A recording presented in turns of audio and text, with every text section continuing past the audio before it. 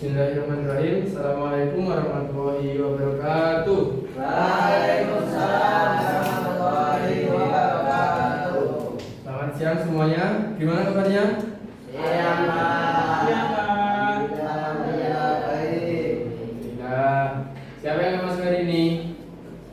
Masuk semua, Pak. Alhamdulillah ya. Ya, semuanya sehat, bisa masuk pada kelas siang hari ini. Baik, silakan salah satu memimpin doa. Siapa ketua kelas? Jaga berdoa mulai. Bismillahirrahmanirrahim. Baik. Yuk silakan semuanya berdiri dulu. Ayo berdiri dulu, yang penting berdiri dulu.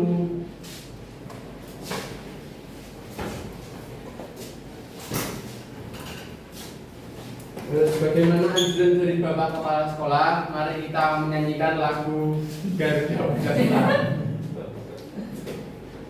Ayo bareng-bareng, 1, 2, 3. Garuda Pancasila, aku mendukungmu. Siap proklamasi, sedia berjuang untukmu.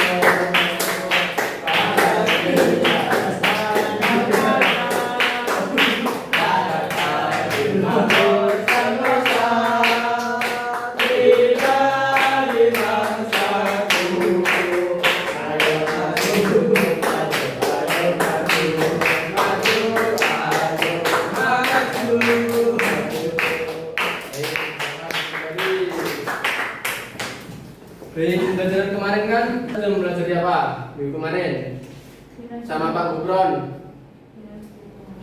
Sama Pak Gubron, ayo. Teori, ya.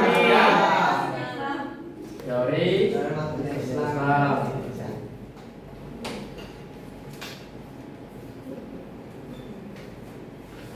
Terus Indonesia.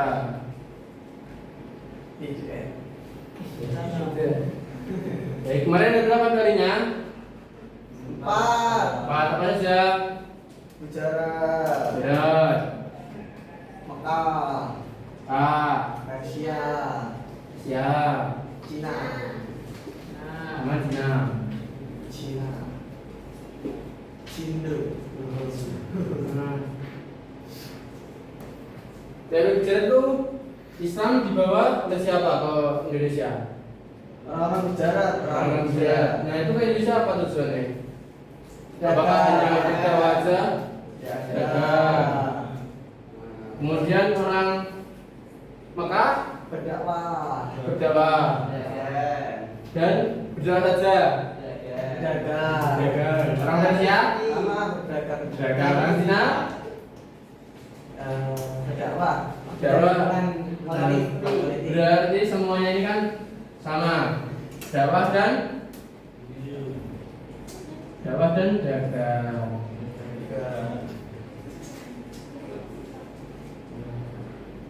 Kemudian setelah ada teori ini muncullah di Indonesia itu yang namanya Wali Songo. Nah, kali ini kita akan belajar tentang Wali Songo. Yang tahu nggak Wali Songo itu apa? Wali Songo. Wali yang berjumlah 9. Sudah tahu siapa saja orang-orangnya? Belum, Pak. Belum.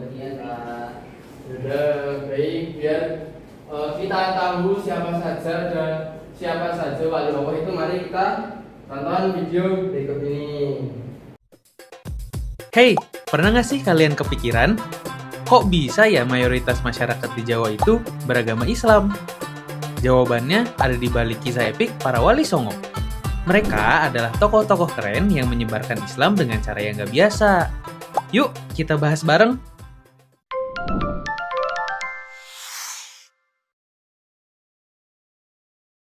Wali Songo itu berasal dari dua kata.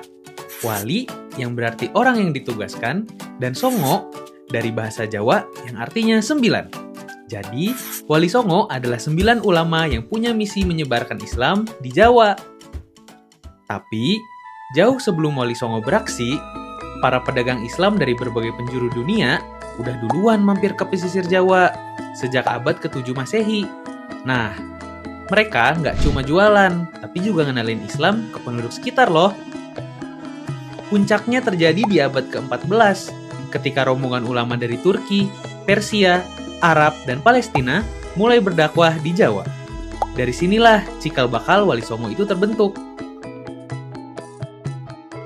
Mereka nggak maksa orang buat masuk Islam. Mereka lebih memilih membaur dengan budaya lokal, bikin masyarakat nyaman dulu, baru deh mulai mengenalkan Islam. Metode yang dipakai juga unik.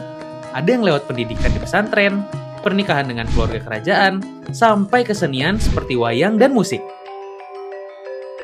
Terus, di mana aja sih mereka berdakwah? Nah, ada 5 wali di Jawa Timur, 3 di Jawa Tengah, dan 1 di Jawa Barat. Mereka juga punya gelar Sunan, yang artinya tokoh agama yang dihormati, setara dengan raja. Yuk kita kenalan satu persatu. Yang pertama, Sunan Gresik, atau dengan nama lain, Syekh Maulana Malik Ibrahim. Beliau pertama kali mendarat di Desa Leran, Kabupaten Gresik, sehingga ia juga dikenal dengan nama Sunan Gresik. Persebaran ajaran Islam dimulai ketika Sunan Gresik menawarkan bantuan kepada Majapahit. Pada masa itu, Majapahit sedang dilanda bencana kelaparan akibat perang saudara atau biasa disebut Perang Paregreg. Melihat itu, Sunan Gresik berinisiatif membantu membangun bendungan untuk mengairi sawah yang kekeringan itu. Berkat bantuan tersebut, sawah-sawah yang sedang dilanda kekeringan itu perlahan menjadi subur, sehingga menghasilkan beras dalam jumlah besar. Sunan Gresik saat itu langsung dihormati. Dari situ, beliau mulai berdakwah dan membangun pesantren. Yang kedua ada Sunan Ampel, atau dengan nama lain Raden Rahmat. Beliau merupakan anak dari Sunan Gresik. Beliau mendirikan pesantren di Ampel Denta, Surabaya. Beliau juga dikenal terlibat dalam pendirian kerajaan Islam pertama di Jawa, yaitu Kerajaan Demak, pada tahun 1479. Sunan Ampel juga berhasil memperluas ajaran Islam dengan cara menikahi seorang putri dari kerajaan Brawijaya dan dikaruniai 2 anak yang bernama Sunan Bonang dan Sunan Derajat. Yang ketiga, Sunan Bonang atau Raden Maulana Magdum Ibrahim. Ia merupakan anak sulung dari Sunan Ampel. Beliau ditempatkan di Tuban, Jawa Timur. Ada yang tahu nggak kenapa sih beliau dinamai dengan Bonang? Nama Bonang diambil dari nama alat musik tradisional khas Jawa. Alat musik ini yang digunakan oleh Sunan Bonang untuk berdakwah. Beliau menciptakan lagu-lagu berbahasa Jawa yang berisikan zikir, ayat-ayat Al-Quran, hingga kisah-kisah para nabi. Salah satu syair lagu yang dimainkan oleh Sunan Bonang adalah Tombo Ati, yang dipopulerkan oleh penyanyi Opik. Yang keempat, Sunan Derajat atau Raden Kosim. Beliau merupakan anak bungsu dari Sunan Ampel. Nah, beliau dinamakan Sunan Derajat karena beliau ditempatkan di Desa Derajat, Kabupaten Lamongan. Di sana beliau mendirikan pesantren juga dan menyebarkannya melewati media seni, yaitu tembang-tembang Jawa dan seni pertunjukan wayang kulit. Yang kelima, Sunan Giri atau Raden Paku. Beliau merupakan anak dari seorang ulama, yaitu Syekh Maulana Ishak, yang merupakan saudara kandung dari Sunan Gresik. Beliau hidup dengan seorang ibu-ibu bernama Nyai Gede Pinatih. Setelah ia dewasa, Sunan Paku dibawa oleh Nyai Gede Pinatih untuk berguru ke Sunan Ampel. Lalu, Sunan Ampel ditugaskan berdakwah di perbukitan Giri sebelah selatan Gresik. Makanya, beliau dinamakan Sunan Giri. Beliau banyak menciptakan mainan dan lagu anak-anak dengan tujuan memperkenalkan ajaran Islam sedini mungkin kepada anak-anak. Beliau juga mendirikan pondok pesantren yang dinamakan Pesantren Giri. Yang keenam yaitu Sunan Kudus, atau dengan nama lain Raden Ja'far Shadiq, seorang bangsawan kerajaan Demak yang merupakan murid dari Sunan Ampel. Dulu, beliau menimba ilmu di Baitul Maqdis, Palestina. Di sana, beliau berhasil memberantas penyakit yang sudah menelan banyak korban. Karena perbuatannya tersebut, Raden Ja'far diberi hadiah berupa daerah kekuasaan di Palestina. Namun, Raden Ja'far bernegosiasi supaya daerah kekuasaan itu dipindah saja ke Pulau Jawa.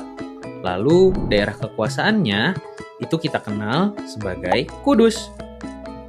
Pendekatan beliau dalam menyebarkan Islam adalah tidak menyembelih sapi untuk menghargai masyarakat beragama Hindu. Melalui pendekatannya tersebut, Sunan Kudus berhasil mengambil hati masyarakat di sana. Yang ketujuh, Sunan Kalijaga atau dengan nama lain Raden Mas Syahid. Beliau merupakan murid dari Sunan Bonang. Beliau menyebarkan agama Islam lewat seni wayang dan gamelan. Ia menyelipkan kalimat syahadat dan nilai-nilai Islam di dalam pertunjukannya. Biasanya, Sunan Kalijaga membawa kisah Mahabharata dan Ramayana, di mana tokoh-tokohnya ini diganti dengan nama tokoh pahlawan Islam. Cara ini sangat efektif dalam menyebarkan Islam. Makanya beliau disebut sebagai wali yang membawa pengaruh paling besar dibanding wali-wali lainnya. Yang kedelapan, Sunan Muria atau dengan nama lain Raden Umar Said. Beliau merupakan anak dari Sunan Kalijaga. Beliau berdakwah di daerah Gunung Muria, Kota Kudus. Cara pendekatannya sama seperti ayahnya, yaitu dengan menggunakan media wayang kulit dan tembang-tembang Jawa. Perbedaannya, kalau Sunan Kalijaga itu targetnya untuk semua orang, sedangkan kalau Sunan Muria targetnya berfokus kepada rakyat biasa yang berprofesi sebagai pedagang atau nelayan. Yang kesembilan, Sunan Gunung Jati atau dengan nama lain Syarif Hidayatullah. Ia melakukan dakwah di sekitar Gunung Jati, Cirebon, sehingga beliau dikenal dengan nama Sunan Gunung Jati. Beliau menggunakan pendekatan pernikahan sebagai strategi untuk menyebarkan Islam kepada tokoh-tokoh penting Cirebon. Beliau menikahi 6 orang wanita yang berisi putri-putri raja yang memiliki peran penting dalam pemerintahan. Pada 1525 Masehi, beliau berhasil melebarkan sayap dakwahnya dengan membangun kerajaan Islam di Banten. Jadi, berkat perjuangan Wali Songo yang kreatif dan penuh toleransi, Islam bisa menyebar luas di Pulau Jawa. Mereka adalah bukti kalau dakwah bisa dilakukan dengan cara yang damai dan menyenangkan. Kalau nggak ada mereka, mungkin sejarah kita bakal beda banget ya. Gimana? Seru banget kan kisahnya? Jangan lupa like, share, dan subscribe ya, buat dapetin lebih banyak cerita sejarah menarik lainnya. Sampai jumpa di video selanjutnya. Baik, jangan tonton ya. Nah, sekarang siapa yang pertama? Ada siapa? Sunan siapa? Sunan Gresik. Kedua, Sunan Ampel. Tiga, empat, Sunan Bonang. 5, yang urut. Kemudian terus. Kemudian kelewatan nih. Derajat.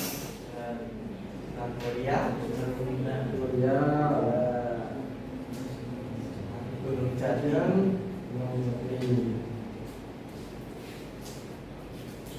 Nah, dari 9 wali ini semuanya itu di Jawa di mana? Di Jawa. Di Jawa. Nah. Kenapa kok dawanya di Jawa? Yang tahu?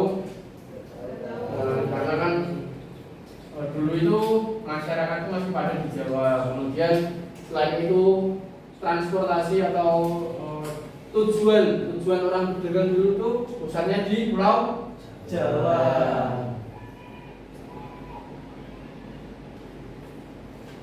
Kemudian setelah itu mari kita membentuk kelompok. Kita bikin 2 kelompok saja ya. Sangat waktu. Cowok sendiri, cewek sendiri. Baik, Rami. Udah, silakan duduk melingkar dulu.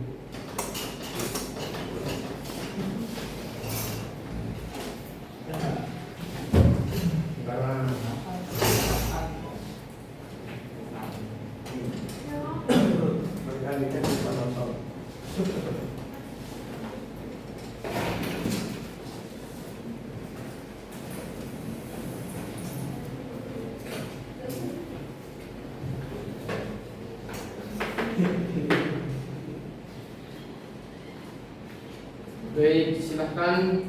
Ini Bapak kasih tugas.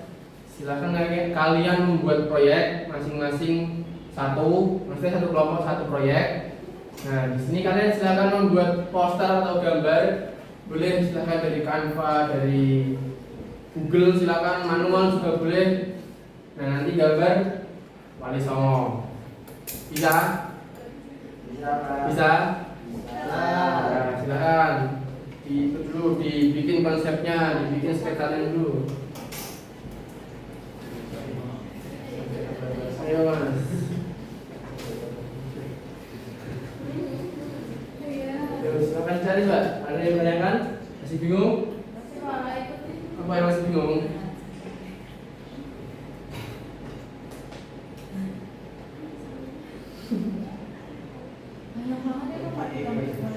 Iya. Salah satu juga boleh, gak apa-apa. Salah satu. Banyak sama, Pak. Ada sorban.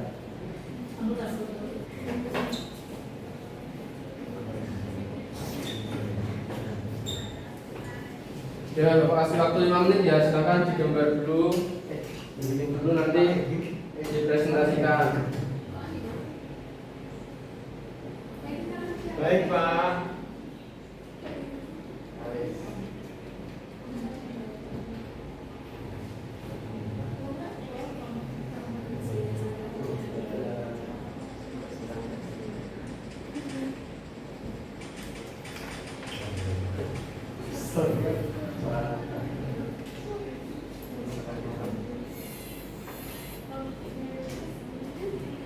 Baik, semuanya sudah. Silakan perwakilan kelompok untuk mempresentasikan hasilnya.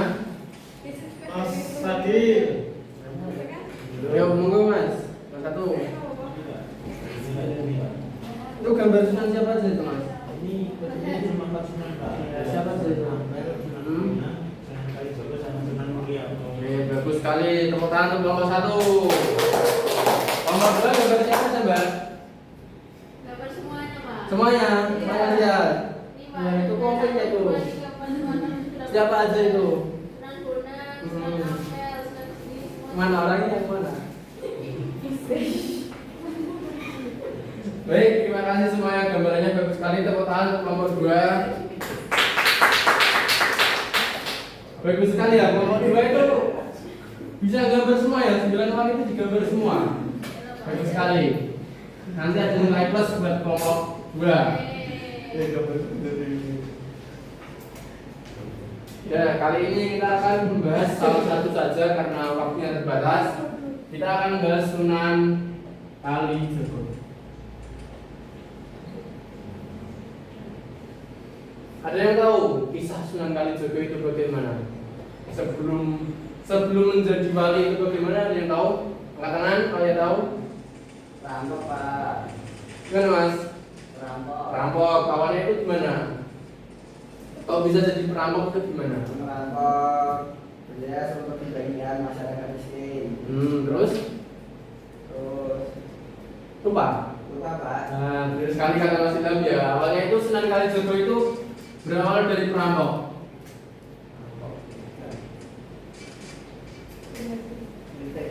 Nah, beliau itu dulunya itu merupakan keturunan Kondang katakanlah gitu.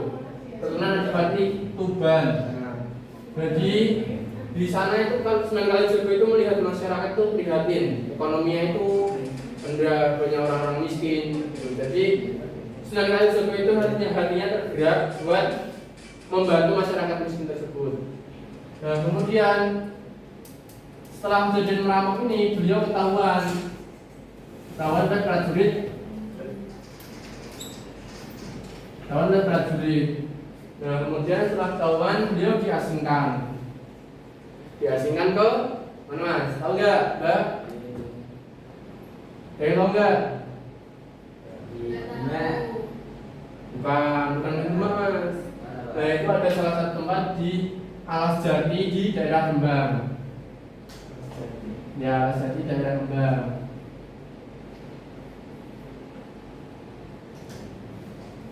Nah, kenapa kok beliau bisa jadi wali atau sunan? Nah, ceritanya Dulu itu beliau saat di Al-Azhar itu beliau melihat seorang yang kaya memakai pakaian yang serba emas. Nah, di situ beliau berniat untuk merampoknya. Nah, ternyata yang mau dirampok itu siapa? Ada yang tahu? Nah, benar sekali. Ketemulah Sunan Bonang.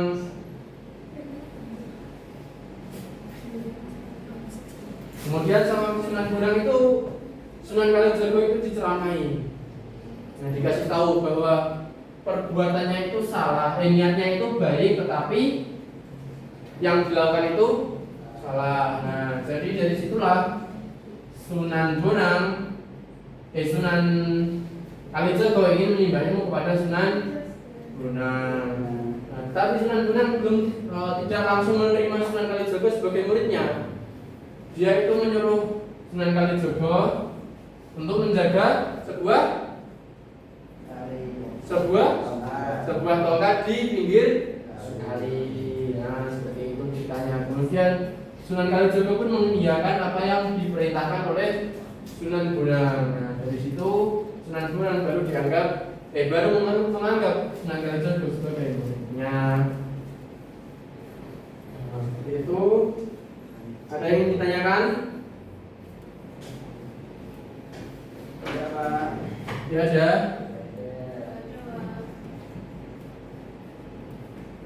Baik, sebagai pulang. Ya. Bentar.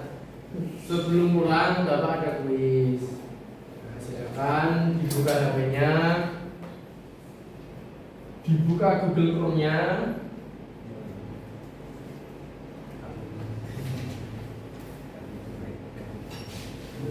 Dibuka Google Chrome-nya, buka Kahoot. Ketik Kahoot di Google.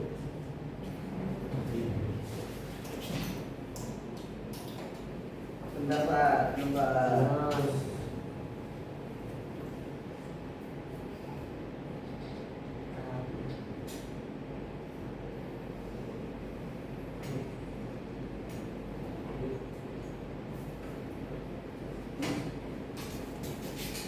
Ayo ini punya. Mana Pak? Nah,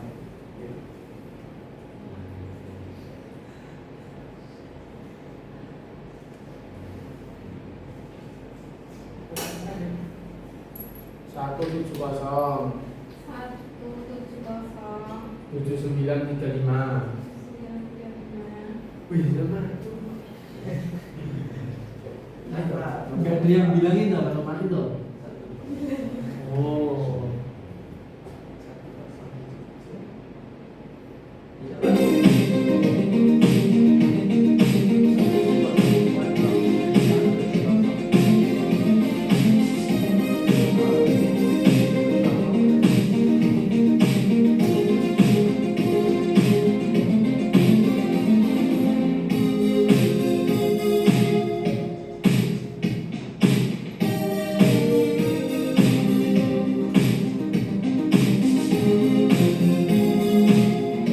Ayo dipercepat yuk. Mas Ilham sudah pengen pulang.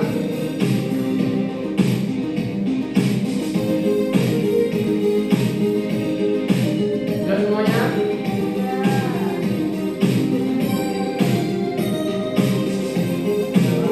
Sudah. Kita mulai ya.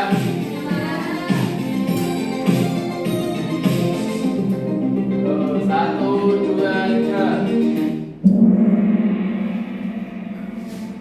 Silakan. Kuis SKI.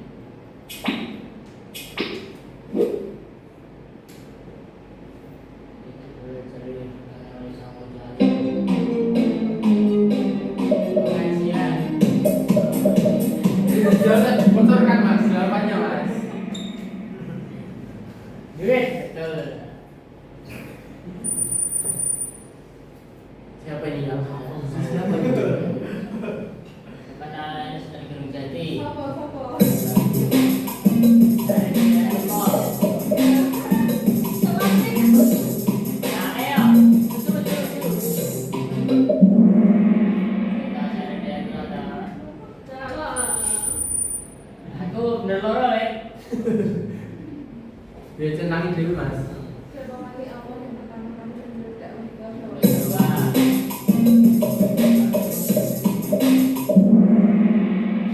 Besi. Bawa. Wali Songonya negara syariah Islam.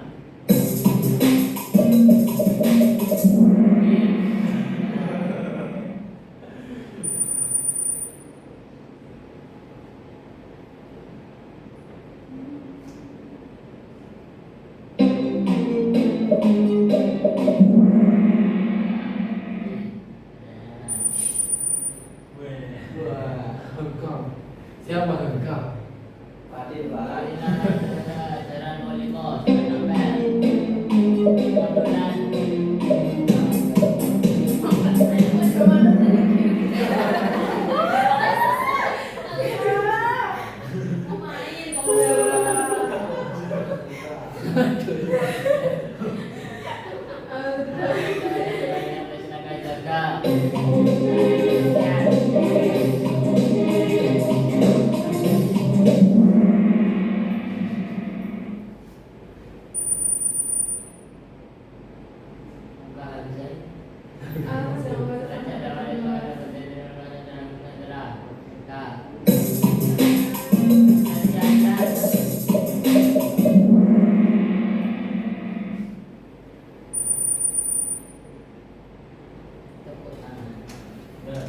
Dulu, sudah baik.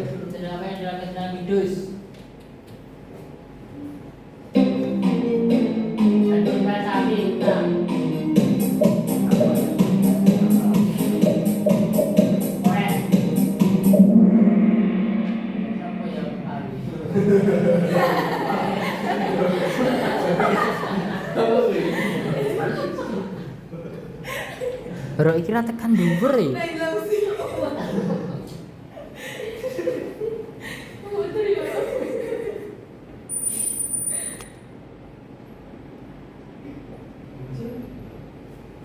Terus soal terakhir.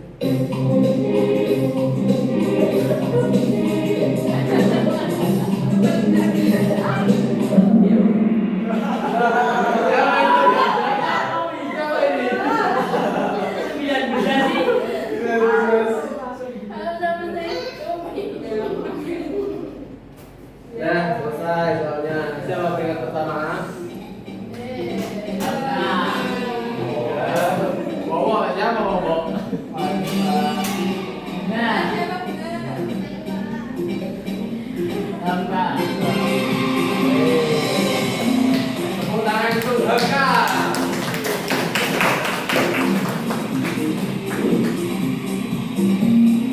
Pak, ada yang tidur nih, Pak. Bangunin mas.